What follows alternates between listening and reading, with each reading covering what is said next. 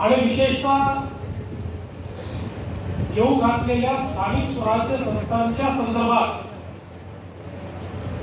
दिवसभर एक चिंतन व्हावं, एक मंथन व्हावं आणि आपली दिशा आपण त्या निमित्ताने ठरवावी या दृष्टीनं खऱ्या अर्थानं आपण ही बैठक आयोजित केली आहे। आणि पहिल्यांदा तर मला पुन्हा एकदा आपल्या सर्वांचे आभारही मानायचे आहेत, आपलं अभिनंदनही करायचं आहे की विधानसभा निवडणुकीमध्ये आपण सर्वांनी अतिशय मेहनत करून विदर्भामध्ये एक अभूतपूर्व अशा प्रकारचा निर्णय किंवा निकाल या ठिकाणी प्राप्त केला आणि पुन्हा एकदा विदर्भ हा भारतीय जनता पार्टी आणि महायुतीच्याच पाठीशी आहे हे तुम्ही सगळ्यांनी दाखवून दिलं। त्याबद्दल तुमच्या सर्वांचे मनापासून आभार मानतो, तुमचं अभिनंदन करतो। म्हणजे काही जागा आपण अतिशय कमी मतांनी हरलो, अन्यथा यावेळी एक नवीन रेकॉर्ड आपण विदर्भात तयार करू शकलो असतो। पण जे काही मिळालेलं मतदान आहे त्यामुळे मी स्वतः आनंदी पण आहे, समाधानी पण आहे। एकूणच महाराष्ट्रामध्ये आपण बघितलं की सगळे रेकॉर्ड या 2024च्या विधानसभेच्या निवडणुकीमध्ये आपण तोडले। यापूर्वी आपला जो सर्वाधिक स्कोर होता, हायएस्ट स्कोर होता, तो आदरणीय मोदीजींच्या नेतृत्वामध्ये जेव्हा आपण 2014च्या निवडणुकीमध्ये विधानसभेत स्वतःच्या भरोशावर कुठली त्यावेळच्या शिवसेनेसोबतची युती न करता आणि आपले छोटे सगळे महायुतीतले पार्टनर म्हणून उतरलो होतो, त्यावेळी 122 जागा आपण जिंकल्या होत्या। पण यावेळी भारतीय जनता पक्षाने कमाल केली आहे, आपल्या सगळ्या कार्यकर्त्यांनी कमाल केली आहे आणि 132 आणि 5 अशा 137 जागा या भारतीय जनता पक्षाच्या नेतृत्वामध्ये आपण जिंकलो। आणि मला असं वाटतं की गेल्या 40 वर्षात महाराष्ट्रामध्ये कुठल्या एका पक्षाला इतक्या जागा मिळालेल्या नाहीत। हा 30-35 वर्षाचा रेकॉर्ड जवळपास आपण त्या ठिकाणी मोडला आणि कानाकोपऱ्यामध्ये सगळीकडे भारतीय जनता पार्टी ही विजयी झालेली आपण सगळ्यांनी बघितली। आणि अर्थातच एक प्रचंड मॅन्डेट 232 जागा एखाद्या महायुतीला मिळणं हाही एक नवीन रेकॉर्ड झाला। कारण आपल्याला माहिती आहे की यापूर्वीचा रेकॉर्ड महाराष्ट्रातला हा 222 जागांचा होता, तोही रेकॉर्ड आपण तोडला। त्यामुळे जनतेने अतिशय भरभरून अशा प्रकारचा विजय या विधानसभेच्या निवडणुकीमध्ये आपल्याला दिला। आणि आता निवडणुकीनंतर आपल्या सरकारने कामाची सुरुवात केली आहे। वेगवेगळ्या योजनांच्या माध्यमातून या 5 वर्षामध्ये महाराष्ट्रातल्या सामान्य जनतेच्या आशा आकांक्षा आणि अपेक्षा या पूर्ण करण्याचा प्रयत्न आपण करणार आहोत।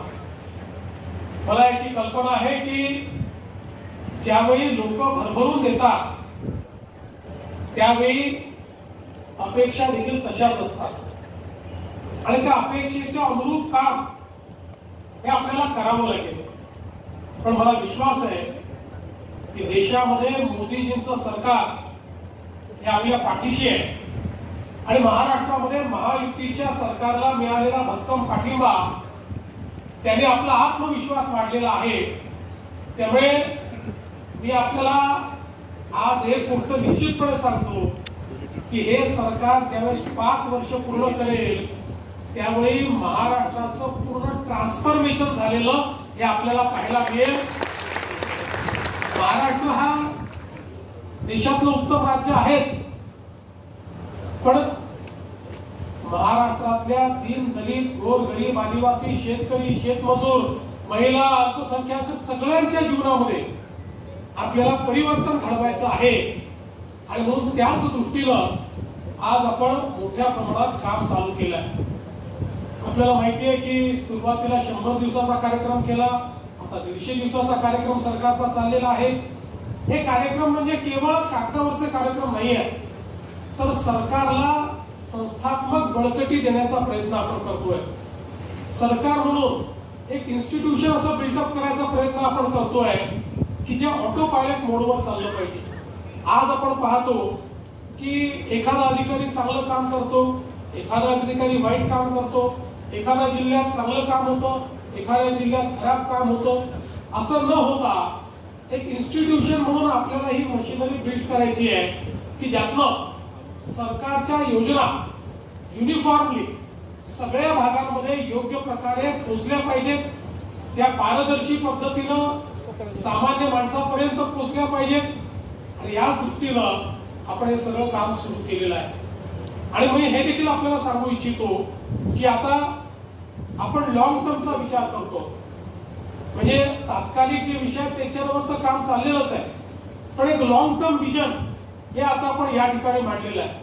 आपल्याला माहिती आहे की आज शेती क्षेत्रामध्ये मागच्या काळामध्ये विशेषतः विदर्भामध्ये आपण मोदीजींच्या सरकारकडनं बळीराजा योजना या ठिकाणी आणली आणि या बळीराजा योजनेमुळे जवळपास 20 वर्ष विदर्भातले जे 89 प्रकल्प अर्धवट होते किंवा नुसती घोषणा झाली होती, सुरू झाले नव्हते, असे 89 सिंचनाचे प्रकल्प आपण जवळपास पूर्ण केले किंवा पूर्णत्वास आणले.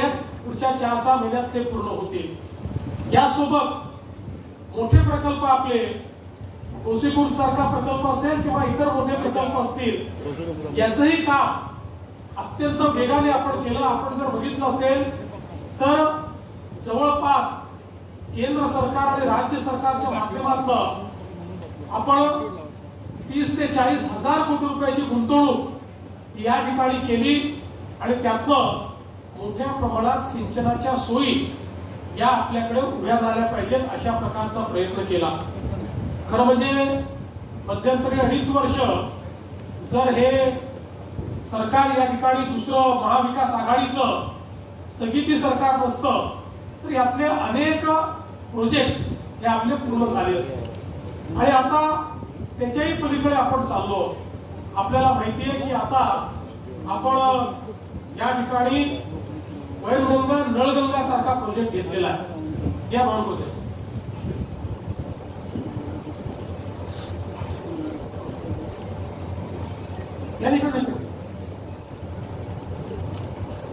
आपण वैनगंगा नळगंगा सारखा प्रोजेक्ट घेतलेला आहे. जवळपास 80 ते 90 हजार कोटी रुपयाचा हा प्रकल्प आहे आणि हा प्रकल्प संपूर्ण विदर्भाचं चित्र बदलणारा प्रकल्प आहे.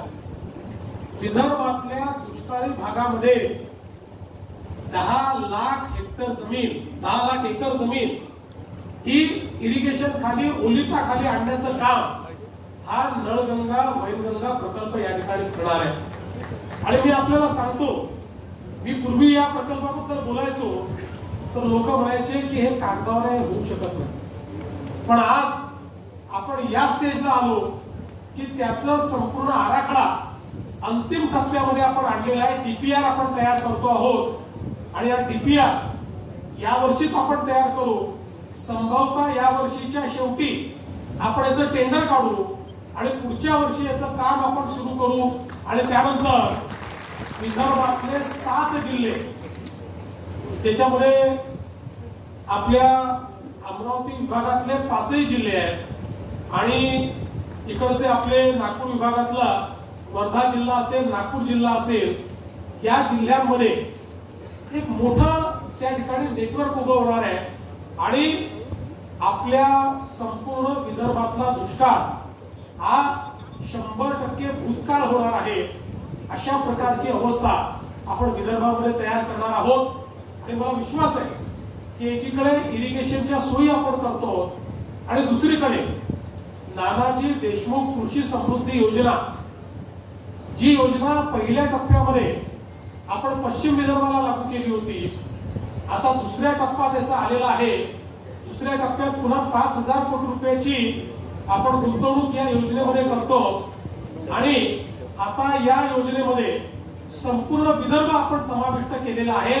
विदर्भातल्या 11ही जिल्ह्यांमध्ये नानाजी देशमुख कृषी समृद्धी योजना आपण चालवणार आहोत आणि त्यातली जी निवडलेली गावं आहेत या गावांमध्ये एंड टू एंड अशा प्रकारचं सर्व प्रकारचे जे काही आपले इंटरव्हेन्शन्स आहेत, मग त्याकरता आपल्याला ड्रिप इरिगेशनची योजना असेल, शेततळ्याची योजना असेल, विहिरीची असेल, त्याच्यावर यांत्रिकीकरणाची योजना असेल किंवा मार्केट लिंकेजची योजना असेल, सगळ्या गोष्टी एका गावात गेल्यानंतर त्या गावामध्ये लाभार्थ्यांचा इष्टांक नाहीये. त्या गावात जेवढ्या लोकांना लाभ हवाय त्या प्रत्येकाला लाभ देणारी ही योजना आहे. वर्ल्ड बँकेच्या सहाय्याने ही योजना आपण केलेली आहे. कारण शेती क्षेत्रातली गुंतवणूक वाढवल्याशिवाय शेती फायद्याची होणार नाही हे अनेक वर्ष आपण ऐकतोय, पण ती गुंतवणूक वाढवण्याचं काम होत नाहीये. ते वाढवण्याचा निर्णय आपण घेतलाय.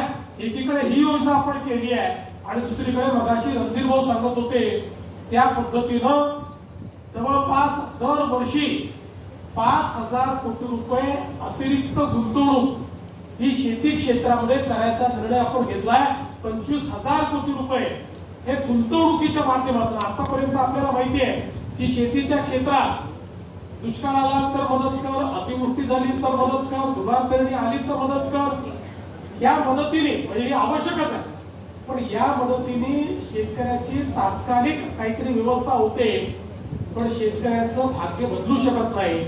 भाग्य बदलायचं असेल तर शेती क्षेत्र हे गुंतवणुकीचं क्षेत्र झालं पाहिजे आणि म्हणून मोठ्या प्रमाणात ही गुंतवणूक शेतीच्या क्षेत्रामध्ये आपण सुरू केलेली आहे आणि मला विश्वास आहे की आपलं एक मोठं ट्रान्सफॉर्मेशन हे आपल्याला या ठिकाणी पाहायला मिळेल. आणि एवढंच नाही तर ग्रामीण विकासाच्या क्षेत्रातही मोठ्या प्रमाणात आपण काम चालू केलं आहे. आता अलीकडच्या काळामध्ये सर्वात जास्त मागणी जर कुठल्या गोष्टीची असेल तर ती शेत रस्त्याची मागणी आहे. पांदन रस्ते हे सगळीकडे मागितले जातात आणि म्हणून आपण हा निर्णय केला की या 5 वर्षामध्ये एकही पांदन रस्ता सोडायचा नाही. 100% पांदन रस्ते आपल्याला बनवायचे आहेत. आपण बावनकुळे साहेबांच्या नेतृत्वात एक समिती तयार केलेली आहे.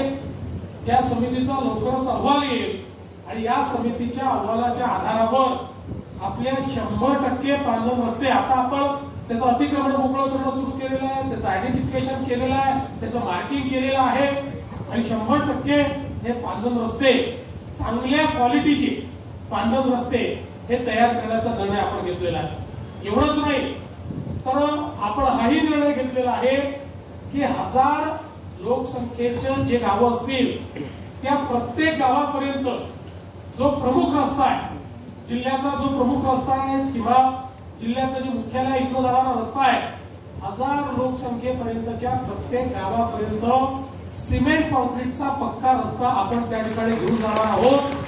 आणि याकरता 18,000 कोटी रुपयाची योजना ही आपण सादर केली आहे.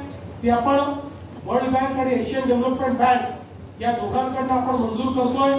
परवा मी त्या संदर्भात दिल्लीमध्ये एक बैठक देखील केली आणि आपल्या केंद्रीय मंत्री निर्मला सीतारामनजी यांनी त्यांना अतिशय सकारात्मक अशा प्रकारे या बँकांकडून तो प्रस्ताव मंजूर आलाय.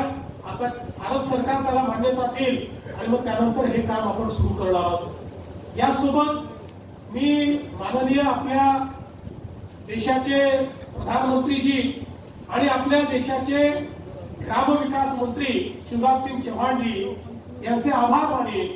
ते आभार याकरता मानेल की प्रधानमंत्री आवास योजनेच्या अंतर्गत 2016 ते 2022 या कालावधीमध्ये 13 लाख घरं आपण बांधली. पण 2017 पर्यंतची जी काही आपल्या त्या ठिकाणी वेगवेगळ्या प्रकारचे सर्वेक्षण झाले होते त्या सर्वेक्षणाच्या माध्यमातून महाराष्ट्रामध्ये 30 लाख घरांची अजून आवश्यकता होती. आणि म्हणून आपण केंद्र सरकारला विनंती केली आणि केंद्र सरकारने म्हणजे हे खरोखर थक्क करणारी गोष्ट आहे, एकाच वर्षामध्ये 30 लाख घरं आपल्याला मंजूर केलेली आहेत. त्यामुळे आता आवाज प्लस सॉफ्टवेअर मध्ये ज्यांची नोंदणी झाली होती असे 2018 पर्यंतच्या सगळ्या ज्यांच्या नोंदण्या झाल्या आहेत, आता कोणीही मागे राहणार नाही. तो कुठल्याही समाजाचा असू द्या, SC ST OBC भटके विमुक्त ओपन सगळे 100% कव्हरेज हे आता केंद्र सरकारने आपल्याला दिलेलं आहे. आणि हे कव्हरेज देत असताना आपण केवळ थर देणार नाही आहोत, आपण 50,000 रुपये आपल्याकडनं दिलेले आहेत राज्य सरकारकडनं आणि या 30 लाख घरांवर आपण सोलर लावणार आहोत. म्हणजे पहिल्या दिवशीपासून त्यांना विजेचं बिल हे 0 येणार आहे, त्यांना विजेचं बिलच भरावं लागणार नाही. अशा प्रकारची व्यवस्था आपण करतो. याच्या व्यतिरिक्त पुन्हा आपण केंद्र सरकारला विनंती केली की 18च्याही यादीत आमचे लोक सुटलेले आहेत, पुन्हा सर्वेक्षण आपल्याला तुम्ही त्या ठिकाणी करण्याची परवानगी द्या. केंद्राने पुन्हा परवानगी दिली आणि आता नवीन सर्वेक्षण आपण केलेलं आहे, त्याचं व्हेरिफिकेशन चाललेलं आहे. आणि या सर्वेक्षणात तर यावेळेस केंद्र सरकारने आपल्याला ही मुभा दिली की एखाद्याला अनेक वेळा गावातल्या राजकारणामुळे एखाद्याचं नाव सर्वेक्षणाच्या यादीत येत नाही, त्यामुळे थेट लोक आपलं नाव टाकू शकतात. त्यामुळे लाखो लोकांनी डायरेक्ट केंद्र सरकारकडे ऍप्लिकेशन केलेली आहे, त्यांचंही नाव यादीत आलेलं आहे. आणि आता या यादीचं रॅशनलायझेशन हे सुरू आहे. म्हणजे बेघर मुक्त महाराष्ट्र अशा प्रकारची जी संकल्पना आपण मांडली होती ती पूर्ण करण्याकडे आपण अत्यंत वेगाने निघालेलो. एकूणच जर आपण बघितलं तर मोठ्या प्रमाणात ही सगळी कामं आपली चाललेली आहेत. यासोबत मला हे देखील सांगताना आनंद वाटतो की एकीकडे आपल्या शेतकऱ्यांना दिवसा 12 तास वीज देण्याकरता आपण मुख्यमंत्री सौर कृषी वाहिनी योजना सुरू केली. अतिशय वेगानं काम चाललेलं आहे. 2026च्या डिसेंबर पर्यंत 90 ते 100% काम पूर्ण करायचं आहे. आणि मी तुम्हाला विश्वास देतो की डिसेंबर 2026 नंतर आमच्या शेतकऱ्यांना रात्रीच्या विजेकरता शेतात जावं लागणार नाही. 365 दिवस शेतकऱ्यांना दिवसा वीज मिळेल. आणि त्यासोबत आपण मोठ्या प्रमाणात आता सौर पंप देखील लावतो आहोत. मला सांगितलं पाहिजे की पूर्वी आपण वर्षाला 40 ते 50 हजार फक्त पंप लावायचो इलेक्ट्रिकचे.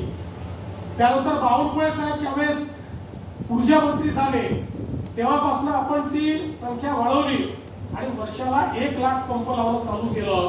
पण आता गेल्या एका वर्षामध्ये आपण 3 लाख सौर पंप लावलेले आहेत आणि यावर्षी काहीपेक्षा जास्त सौर पंप हे आपण लावणार आहोत. आणि म्हणून एकूणच एक मोठं परिवर्तन आपल्या सरकारच्या माध्यमातून या ठिकाणी चाललंय. मला एक गोष्ट अजून तुमच्या लक्षात आणून दिली पाहिजे की देशाच्या इतिहासामध्ये आता आपलं सरकार पहिलं सरकार ठरणार आहे की ज्या सरकारने 2025 पासून 2030 पर्यंत विजेचे दर घोषित केले. आणि पूर्वी आपण जर गेल्या 15 वर्षात बघितलं, 20 वर्षात बघितलं तर दरवर्षी आपले विजेचे दर हे 9% वाढतात दरवर्षी. तुम्हाला ते लक्षात येत नाही कारण MERC ते वाढवते, सरकार वाढवत नाही. दरवर्षी MERC 9% वाढवते. ऑटोमॅटिक ते विजेच्या बिलात लावून आपल्याकडे येतात आणि आपल्याला ते भरावे लागतात. पण आता मात्र आपण नवीन जे दर MERC कडनं अप्रूव्ह करून घेतले याच्यामध्ये दरवर्षी विजेचे दर आता आपण कमी करणार आहोत, ते वाढवणार नाही आहोत. म्हणजे आपल्या 70% ग्राहकांकरता जे 100 युनिट पर्यंत वीज वापरतात त्या 70% ग्राहकांकरता 2024 मध्ये त्यांचं जे बिल होतं ते वाढण्याच्या ऐवजी ते 2030 पर्यंत 26% कमी होणार आहे. दरवर्षी ते कमी होत जाणार आहे.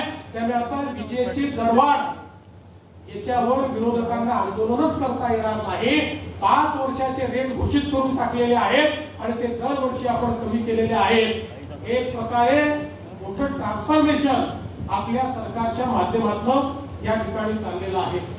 आज आपण पाहू शकतो की मोठ्या प्रमाणात समृद्धी महामार्गामुळे एक परिवर्तन झालेलं आपल्याला पाहायला मिळत आहे आणि विदर्भामध्ये आज इंडस्ट्री मोठ्या प्रमाणात येते. आपण पाहतोय नागपूर असेल, चंद्रपूर असेल या भागामध्ये चांगली इंडस्ट्री आली. पण आता तर गडचिरोली हे आपलं नवीन इंडस्ट्रियल मॅग्नेट तयार झालेलं आहे आणि एकट्या गडचिरोली जिल्ह्यामध्ये आपल्याकडे जे इन्व्हेस्टमेंटचे प्रपोजल आले आहेत किंवा ज्यांच्याशी चर्चा चाललेली आहे त्या सगळ्याची एकंदरीत गुंतवणूक जर आपण बघितली तर 2 लाख कोटी रुपयाची गुंतवणूक एकट्या गडचिरोलीमध्ये होणार आहे. परवा मी लॉयड्सचं उद्घाटन केलं. ऑलरेडी 14,000 लोक कामाला लागलेले आहेत आणि आपण जर बघितलं 14,000 लोक कोण आहेत, SC ST OBC कोण आहेत, आपले स्थानिक आहेत सगळे, त्यांना ट्रेनिंग त्या ठिकाणी मिळालं आहे. आणि परवा मी भूमिपूजन केलं. जे 30 महिन्यात जो प्लॅन तयार होईल त्या ठिकाणी 20,000 लोक अजून कामाला लागणार आहेत. आता हीच इकोसिस्टीम आपल्याला वर्धेला देखील त्या ठिकाणी पाहायला मिळेल. अशाच प्रकारची इकोसिस्टीम आपल्याला विदर्भाच्या अन्य भागात देखील पाहायला मिळेल. आज आपण पाहतोय अमरावतीला आपण एक प्रकारे टेक्सटाईल हब तयार केला, मोठ्या प्रमाणात गुंतवणूक आली.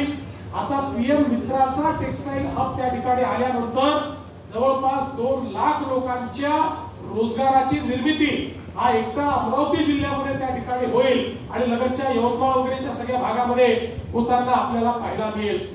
त्यामुळे आपण जर विचार केला तर एकूणच महाराष्ट्रातला जो आपला विदर्भाचा भाग आहे या भागामध्ये मोठ्या प्रमाणात आपण आता हळूहळू गुंतवणूक आणतोय.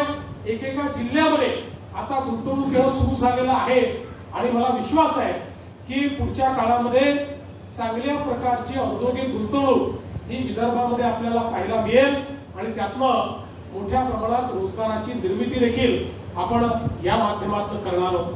आणि म्हणून मला हे सगळं सांगत असताना आपल्याला एक गोष्ट अजून लक्षात आणून द्यायची आहे की एकीकडे आपण मोठ्या प्रमाणात विकास करतो, शहरांचा विकास करतो. आज आपण पाहू शकतो की 14 ते 19च्या दरम्यान आपल्या प्रत्येक शहराचा चेहरा आपण बदललाय.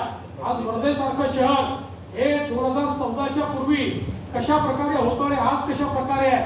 आपण जिथे बसलेलो हे देखील 2014 नंतर तयार झालेला आहे, आपल्या सरकारने तयार केलेला आहे. त्यामुळे प्रत्येक शहराचा चेहरा आपण बदललेला आहे. पण एक गोष्ट लक्षात ठेवली पाहिजे की आपले विरोधक हे आपल्याशी विकासामध्ये स्पर्धाच करू शकत नाही. मोदीजींनी विकासाची दिशा आणि विकासाचा जो वेग आपल्याला दिलेला आहे त्याच्याशी त्यांना स्पर्धा करता येत नाही आणि म्हणून ते मिसइन्फॉर्मेशन कॅम्पेन चालवतात. आपण बघा ते रोज एक वेगळा नरेटिव्ह त्या ठिकाणी देण्याचा प्रयत्न करतात. ज्यावेळी विकासाची स्पर्धा आपल्याला करता येत नाही त्यावेळी विकासावर चर्चाच होऊ द्यायची नाही. विकासावर चर्चा झाली तर लोक त्यांना प्रश्न विचारतात, वर्षानुवर्ष तुम्ही या ठिकाणी सत्तेमध्ये होतात, मध्ये देखील 2.5 वर्षाचं तुमचं सरकार होतं, तुम्ही नेमकं काय केलं दाखवा. दाखवण्यालायक एकही गोष्ट त्यांच्याकडे नाही आणि म्हणून ते विकासावर चर्चा करत नाही. ते रोज नवनवीन नरेटिव्ह तयार करण्याचा प्रयत्न करतात.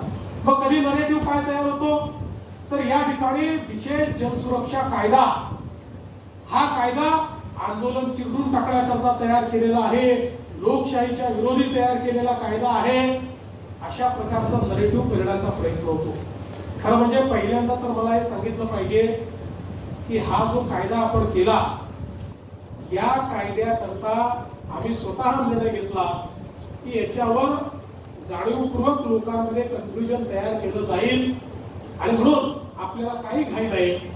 आपण संयुक्त चिकित्सा समिती तयार केली, बावनकुळे साहेबांना अध्यक्ष केलं आणि विरोधी पक्षाचे सगळे प्रमुख नेते हे या संयुक्त चिकित्सा समितीमध्ये होते.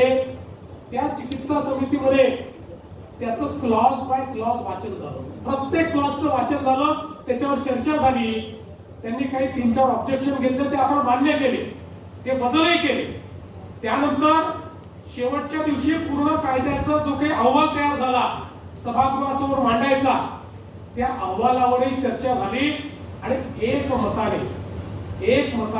सगळ्यांनी हा अहवाल मान्य केला. आणि त्यानंतर मग बावनकुळे साहेबांनी तो अहवाल मांडला आणि मग आम्ही त्याचं बिल त्या अहवालाचं मंजूर केलं.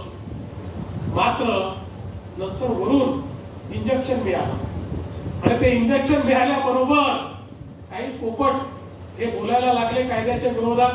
पण त्यांची आफत अशी आहे, सहनही होत नाही, सांगता येत नाही. कारण मंजुरी त्यांनीच दिली आहे क्लॉज टू क्लॉज वाचलेला, त्यांना मनातनं माहिती आहे, त्यांनी चूक काही केली नाही. त्यांना हे मनातनं माहिती आहे की या कायद्यामध्ये काहीही लोकविरोधी, लोकशाही विरोधी नाही आहे. खरं म्हणजे हा कायदा का आपण आणला?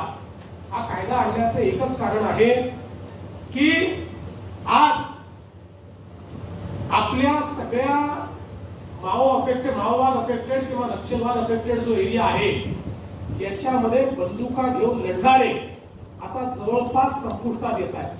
बोटावर मोजण्या इतके लोक या ठिकाणी राहिलेले आहेत. गेल्या 10 वर्षात एकतर आपण सफाया केलाय, नाहीतर त्यांनी आत्मसमर्पण केलाय. आणि म्हणून मग हे जे अराजकतावादी शक्ती आहे, ज्यांना भारताचं संविधान मंजूर नाही, ज्यांचं म्हणणं आहे की माओच्या विचाराने भारत चालला पाहिजे, त्यांना भारताचं डॉक्टर बाबासाहेब आंबेडकरांचं संविधान हे माओच्या विचाराचं नाही आहे आणि म्हणून आम्हाला ते मान्य नाही असं सांगणारे हे जे सगळे लोक आहेत, या सगळ्या लोकांनी त्या ठिकाणी एक नवीन स्ट्रॅटेजी तयार केली आणि त्यात त्यांनी ठरवलं की आता जंगलात लढणं कठीण आहे, बंदूक घेऊन लढणं कठीण आहे. आता युनिव्हर्सिटीमध्ये, शहरांमध्ये, मोहल्ल्यांमध्ये, संस्थांमध्ये ही अराजकतावादी विचारसरणी पेरायची आणि मग त्याचं पूर्ण त्यांनी कॉन्स्टिट्यूशन तयार केलं, स्वतःचं संविधान तयार केलं, स्वतःच्या प्रोसेसेस तयार केल्या. त्या सगळ्या आपल्याकडे आहेत, मी त्या वाचून दाखवलेल्या आहेत. कशा प्रकारे भारतामध्ये सामान्य माणसाचा भारतीय संविधानावरचा विश्वास ढळला पाहिजे अशा प्रकारची व्यवस्था उभी करायची, अराजक उभं करायचं, संविधानाने तयार केलेल्या संस्थांवर प्रश्नचिन्ह निर्माण करायचं आणि मग सर्वांना एकमेकाच्या विरुद्ध लढायला मजबूर करायचं. अशा प्रकारच्या मानसिकतेने हे अर्बन नक्षल या ठिकाणी काम करतायत. त्याचे सगळे पुरावे सापडले. पण आपण म्हणतो असं नाही. ज्यावेळेस युपीएचं सरकार होतं, मनमोहन सिंगाचं सरकार होतं, पहिली बंदी त्यांनी टाकली. ती बंदी पश्चिम बंगालच्या कम्युनिस्ट सरकारच्या बुद्धदेव भट्टाचार्याच्या मुख्यमंत्र्यांच्या हाताने ती बंदी त्यांनी टाकली आणि त्यांनी सर्वोच्च न्यायालयामध्ये ऍफिडेव्हिट दाखल केलं की डावी कडवी विचारसरणी म्हणजे अर्बन माओवादी हे देशाच्या संपूर्ण व्यवस्थेला त्या ठिकाणी खोखलं करण्याचा प्रयत्न करतायत, देशाच्या संस्थांना खोखलं करण्याचा प्रयत्न करतायत आणि म्हणून यांच्या विरुद्ध कारवाई करणं गरजेचं आहे, यांच्यावर बॅन आणणं गरजेचं आहे. आणि म्हणून 4 सरकारांनी जनसुरक्षा कायद्यासारखा कायदा तयार केला आणि देशामधल्या जवळपास 80 पेक्षा जास्त संस्था बॅन केल्या. पण महाराष्ट्रामध्ये बॅन नसल्यामुळे त्या इतर राज्यांमध्ये, ओरिसामध्ये, आंध्रमध्ये, तेलंगणामध्ये, छत्तीसगडमध्ये बॅन झालेल्या सगळ्या संघटनांनी त्यांचं हेड ऑफिस कुठे उघडलं? ते महाराष्ट्रामध्ये उघडलं आणि महाराष्ट्रातनं कारवाया सुरू केल्या. वारंवार केंद्रातलं सरकार पूर्वीच आणि आताच आपल्याला सांगत होतं की या संस्था इथे काम करतायत, यांना तुम्ही देखील बॅन करा. या महाराष्ट्रातलं अशा प्रकारचं काम करत आहेत, पण आपल्याकडे कायदाच नव्हता, त्यामुळे आपण त्यांना बॅन करू शकत नव्हतो. आणि म्हणून अर्बन माओवाद्याचं सेंटर हे महाराष्ट्र झाला आणि म्हणून आपण हा कायदा तयार केला. या कायद्यामध्ये सगळ्यात महत्वाचं काय? आंदोलन करता येतं, त्याच्यावर कुठला बॅन नाही. सरकार विरुद्ध बोलता येतं, त्याच्यावर कुठला बॅन नाही. सरकार विरुद्ध पाहिजे तेवढं लिहिता येतं, त्याच्यावर कुठला बॅन नाहीये. उलट या कायद्यामध्ये व्यक्तीला अरेस्टच करता येते. हा कायदा असा आहे, हा कायदा संस्थेवर बंदी घालण्याचा कायदा आहे आणि देशातला पहिला कायदा असा आहे. नॉर्मली एखाद्यावर तुम्ही आधी कारवाई करता, मग त्याला कोर्टापुढे उभं करता. पण या कायद्यामध्ये एखादी संस्था ज्यावेळी अशा प्रकारच्या कडव्या डाव्या किंवा ज्याला लेफ्ट विंग एक्स्ट्रीमिझम म्हणतात, त्या लेफ्ट विंग एक्स्ट्रीमिझमच्या अर्बन केडरचं काम करताना जेव्हा एखादी संस्था दिसेल, त्या संस्थेच्या विरुद्ध पुरावे गोळा करून एका मंडळापुढे जावं लागेल. हे मंडळ कुठलं आहे? तर त्याच्यामध्ये हायकोर्ट जज आहे, त्याच्यामध्ये डिस्ट्रिक्ट कोर्ट जज आहे, त्याच्यामध्ये पीपी आहे. त्यांच्या समोर हे पुरावे ठेवावे लागतील आणि त्यांनी सांगितलं पुरावे योग्य आहेत तर नोटिफिकेशन निघेल.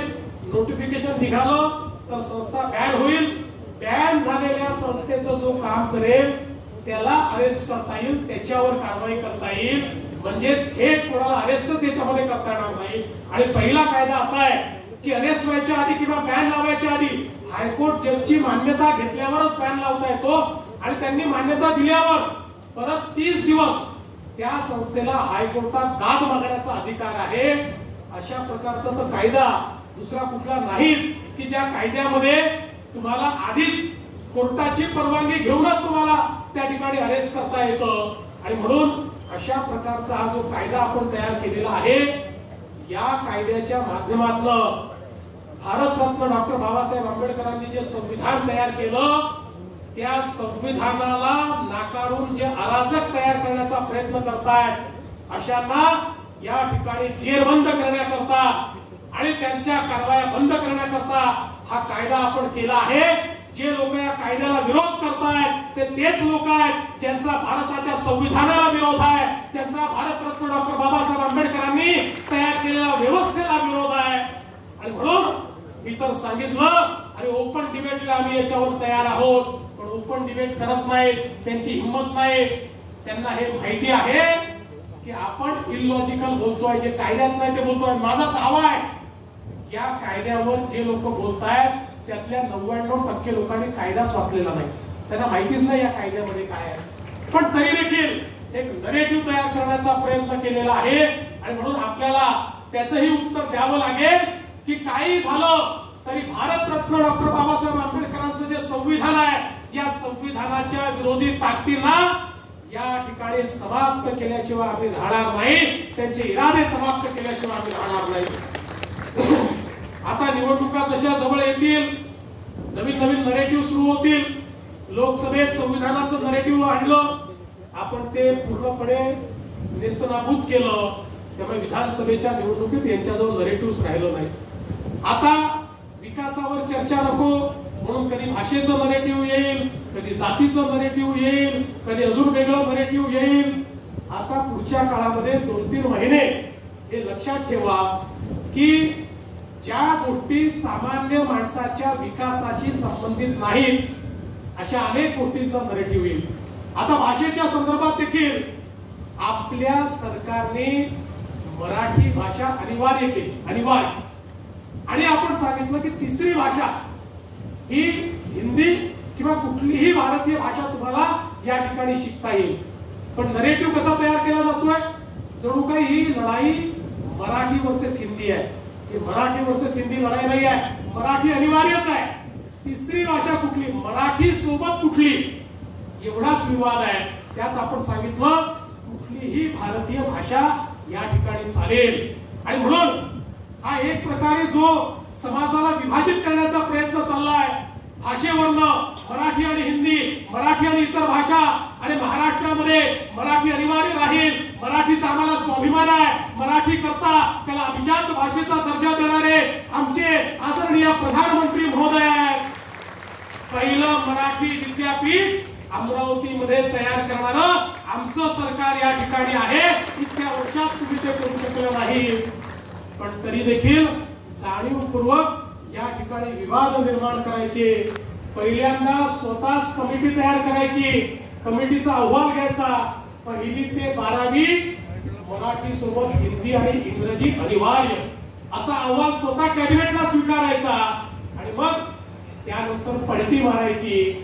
हा जो काही या ठिकाणी काम चाललेला आहे, मी तुम्हाला सांगतो याचा काही परिणाम नाही आहे. ये पब्लिक है, ये सब जानती है, लोक सगळं समजतात. पण तुम्हाला याकरता सांगतो, असे अनेक विवाद, जातीपातीचे विवाद, इतके विवाद आता निवडणुकीच्या तोंडावर उभे होतील. पण काळजी करण्याचं कारण नाही. जनतेकरता आपण जे केलेलं आहे आणि जे करतो ते घेऊन समाजामध्ये गेलो. तुम्ही बघा, विधानसभेच्या आधी देखील यांनी अशाच प्रकारचे हजारो विवाद उभे केले आणि त्यातनं आपण केलेलं काम लोकांना समजू नये असा प्रयत्न केला. पण आपण आपलं काम घेऊन लोकांमध्ये गेलो आणि जनतेने आपल्याला मतदान केलं.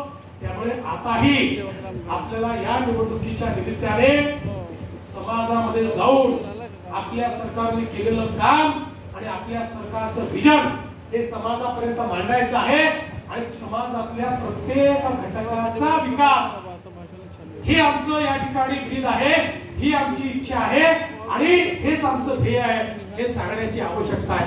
आणि म्हणून मला असं वाटतं की आपल्याला आता तयारीला लागलं पाहिजे.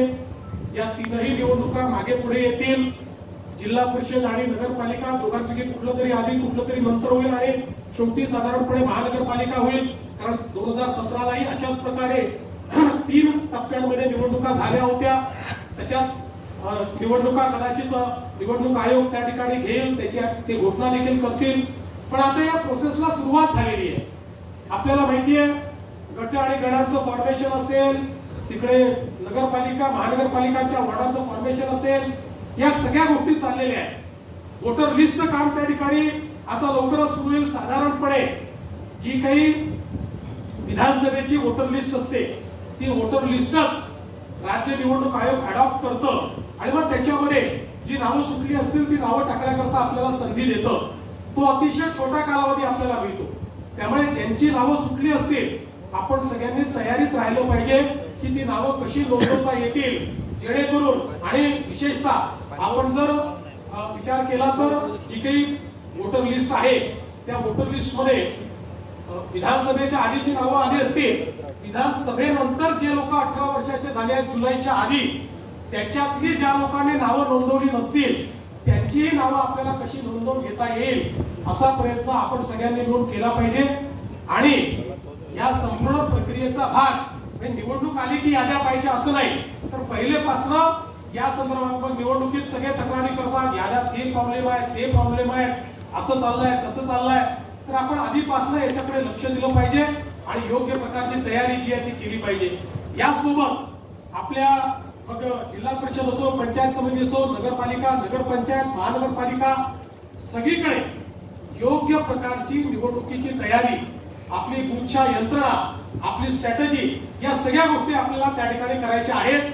आम्ही पुढच्या काळामध्ये एक पुन्हा बैठक घेणार आहोत ज्याच्यामध्ये प्रत्येक ज्या ठिकाणी निवडणुका आहेत अशी जी प्रत्येक आपली इकाई आहे त्या इकाईच्या कोर टीम सोबत आम्ही एक चर्चा देखील करणार आहोत, जेणेकरून निवडणुकीपर्यंतची सगळी जी काही रचना आहे त्या रचनेच्या संदर्भातली व्यवस्था, त्या रचनेच्या संदर्भातली स्ट्रॅटेजी ही आपल्याला तयार करता येईल.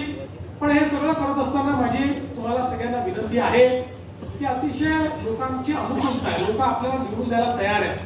पण भारतीय जनता पार्टी म्हणून अनेक जिल्ह्यांमध्ये छोटे छोटे वाद आहेत, काही ठिकाणी नेत्यांमध्ये वाद आहेत, काही ठिकाणी कार्यकर्त्यांमध्ये वाद आहेत. फार मोठे वाद नाही. भारतीय जनता पार्टी परिवार आहे, परिवारामध्ये 2 भावांमध्ये कमी अधिक होत असतं. पण निवडणुकीच्या तोंडावर सगळ्यांनी एकत्रित राहिलं पाहिजे, एकत्रित बसलं पाहिजे, वाद संपवले पाहिजे. बघा अनेक पार्ट्यांचं पतन हे याकरताच झालं की एकाने दुसऱ्याला ओढलं, दुसऱ्याने पहिल्याला ओढलं आणि दोघांनी मिळून पार्टीला खड्ड्यात घातलं. अशा प्रकारे आपल्या पार्टीत होता कामा नये. कोणी जर पार्टीला खड्ड्यात घालण्याचं काम करणार असेल तर त्याला खड्ड्यात घालण्याचं काम पार्टी करेल एवढं लक्षात ठेवा. खड्ड्यात घालणं म्हणजे खरं खड्ड्यात घालणं नाही. आता कोणीतरी चालवेल की मुख्यमंत्र्यांनी धमकी दिली, आता कोणाला तरी खड्ड्यात पुरणार आणि मग परत 9 वाजताचा भोंगा सुरू होईल की मुख्यमंत्री बघा धमक्या द्यायला लागले. त्याच्यामुळे त्या अर्थाने नाही. पण आज एक गोष्ट लक्षात ठेवा, अनुकूलता आहे, लोक सोबत यायला तयार आहेत, कार्यकर्ते चांगल्या प्रकारे त्या ठिकाणी सगळीकडे आपल्याकडे उपलब्ध आहेत. बघा भारतीय जनता पार्टी काय करू शकते याचं थोडं उदाहरण तुम्हाला देतो की 22 जुलैला आपल्या अध्यक्षांनी ही घोषणा केली की रक्तदान करायचं आणि 4 दिवसाचा वेळ आपल्याला मिळाला आणि जवळपास 1088 मंडळांमध्ये आपण रक्तदान केलं. 78,000 बॉटल रक्तदान. तुम्हाला माहिती नसेल आजपर्यंतचा एका दिवसातला रक्तदानाचा जो काही रेकॉर्ड आहे हा शिवसेनेच्या नावाने होता आणि तो 25,000 बॉटलचा. आपण एका दिवसामध्ये 78,000 बॉटलचं रक्तदान करून टाकलं. मनावर घेतलं की आपण काय करू शकतो. आता आपल्या रवींद्र चव्हाण साहेबांनी आपल्याला सगळ्यांना विनंती केली की मन की बातचा कार्यक्रम हा बूथवर झाला पाहिजे, सगळ्यांनी त्या कार्यक्रमात सहभागिता दिली पाहिजे. गेल्या महिन्यापर्यंत 21,000 ठिकाणी आपला कार्यक्रम व्हायचा. याही महिन्यात मागच्या जो काही आपला मन की बात कार्यक्रम होता तो 21,000 ठिकाणी आपला कार्यक्रम झाला. पण आपण सगळ्यांनी मिळून ठरवलं की हा कार्यक्रम जास्तीत जास्त ठिकाणी करायचा. कालचा मन की बात कार्यक्रम 59,000 केंद्रांवर होता. 59,000 21,000 म्हणजे भारतीय जनता पक्षाची क्षमता बघा. हा एक म्हणजे असं हे स्ट्रक्चर तयार झालेलं आहे, असीम क्षमतेचं आहे. पण ही क्षमता जागृत करावी लागते. जसं बजरंगबलीची शक्ती, बजरंगबलीला माहितीच नव्हती, जेव्हा शक्ती जागृत केली तर एका उडीमध्ये लंकेत बजरंगबली पोहोचले. तशी आपली पार्टी बजरंगबली सारखी आहे. ती एखादा कार्यक्रम झाला ती पुन्हा शांत होऊन जाते. मग त्यांना आठवण करून द्यावी लागते की तुम्हाला बजरंगबलीची ताकद आहे, तुम्हाला या ठिकाणी हनुमान उडी मारता येते. आठवण केली की हनुमान उडी तुम्ही मारताच. आणि म्हणून आता एक नवीन आपल्या समोरचं आव्हान हे या संपूर्ण आपल्या स्थानिक स्वराज्य संस्थांचं आहे. आपल्याला माहिती आहे आपले जवळपास 11 जिल्हे आहेत. या ठिकाणी 4 महानगरपालिका आहेत, 82 नगर परिषदा आहेत, 38 नगरपंचायती आहेत, 11 जिल्हा परिषद आहेत, 119 पंचायत समित्या आहेत आणि मोठ्या प्रमाणात हे निवडणूक या ठिकाणी होणार आहे. आपण जर मागची निवडणूक बघितली तर मागच्या निवडणुकीमध्ये आपण जवळपास विदर्भामध्ये सगळ्यात मोठा पक्ष होतो. म्हणजे 4,788 जागांपैकी जवळपास 2,000 जागा म्हणजे 1900 काही जागा या आपल्याला त्या ठिकाणी प्राप्त झाल्या होत्या. मग त्याच्यानंतर बाकी पक्ष जे होते ते कोणी ह्या तेव्हाची सेना 472 वर होती, काँग्रेस 1000 वर होती, एनसीपी 500 वर होती, आपण 2000 वर होतो. पण आता आपल्याला आपला रेकॉर्ड तोडायचा. यावेळी आपल्याला 2017 पेक्षाही जास्त जागा या ठिकाणी निवडून आणायच्या. आता एक गोष्ट आपण सगळ्यांनी लक्षात ठेवायची आहे की आपण ही निवडणूक महायुतीमध्ये लढतो. पण अर्थातच स्थानिक स्तरावर काही निर्णय घेण्याचे अधिकार आम्ही देऊ. ज्या ठिकाणी काही अडचणी आहेत त्यांनी आमच्याशी चर्चा करायची आहे आणि निर्णय घ्यायचे. पण शक्यतोवर निवडणुका महायुतीत करायच्या आणि ज्या ठिकाणी महायुतीमध्ये निवडणूक काही करणारी होणार नाही त्या ठिकाणी आपल्या मित्र पक्षावर कुठलीही टीका करायची नाही. कारण आपण जर राज्यामध्ये सोबत काम करतो आहोत तर आपणच आपल्या मित्र पक्षावर टीका करायची. आपण 17 साली बघितलं उद्धवजी आपल्यासोबत सत्तामध्ये होते आणि रोज आपल्याला शिव्या द्यायचे. ती परिस्थिती आपली नाही, आपल्याला ते करायचं नाही आहे.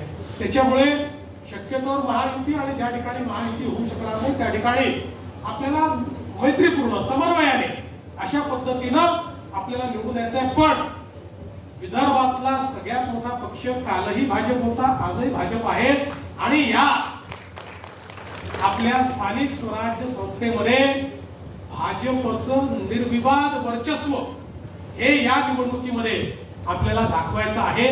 त्या दृष्टीने आपण सगळ्यांनी कामाला लागायचं आहे. माझं भाषण झाल्यावर मी जरी इथनं गेलो तरी तुम्ही कोणी जाऊ नका. मी मुख्यमंत्री आहे, तुम्ही सगळे होऊ शकता मुख्यमंत्री, होऊ शकत असं नाही आहे. पण अजून तुम्ही झालेले नाही आहात. त्याच्यामुळे मुख्यमंत्र्याला जाण्याची मुभा आहे, बाकी कोणालाही जाण्याची मुभा नाही आहे. दिवसभर ही कार्यशाळा आणि बैठक चालणार आहे. आपली पुढची स्ट्रॅटेजी, वेगवेगळ्या लोकांचे मार्गदर्शन, जिल्ह्यांमध्ये काय चाललंय या गोष्टीचं निवेदन, या सगळ्या गोष्टी होणार आहेत. त्यामुळे या सगळ्या गोष्टी करता आपण सगळ्यांनी उपस्थित राहा आणि इथनं गेल्यानंतर जी काही दिशा या ठिकाणी मिळेल त्या दिशेनं आपण सगळ्यांनी काम करावं अशा प्रकारची विनंती आपल्याला करतो. आणि पुन्हा एकदा 2024च्या विधानसभेच्या निवडणुकीचा बिगुल वाजल्यानंतर ज्या प्रकारे झोकून देऊन तुम्ही तो किल्ला त्या ठिकाणी जिंकला तशाच प्रकारे आता हा स्थानिक स्वराज्य संस्थेचा किल्ला देखील आपण जिंकावा आणि भाजपचा भगवा, महायुतीचा भगवा त्या ठिकाणी लावावा अशा प्रकारची विनंती करतो आणि माझं बोलणं संपवतो. धन्यवाद. जय हिंद, जय महाराष्ट्र.